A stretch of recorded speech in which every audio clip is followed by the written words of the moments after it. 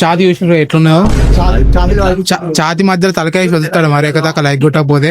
Very good morning guys. మన 100 days challenge లో day 1 అస్సలు లేవు తీయాలి భయ్య, కానీ ఇట్లయినా లేవాలి, ఇజ్జత్ పోతుంది అని లేచిన. ఇక 10K స్టెప్స్ అనుకోని స్టార్ట్ అయినా, కానీ అవి 8 కూడా కాలే అనుకోండి, అది వేరే విషయం. వాకింగ్ అంటేనే అంకుల్స్, అంకుల్స్ అంటేనే వాకింగ్. మార్నింగ్ ఎక్కడైనా రోడ్ల మీద వాళ్ళే ఉంటారు. మార్నింగ్స్ ఈ పీస్ఫుల్ నేచర్ చూసి కొన్ని ఇయర్స్ అవుతుంది భయ్య.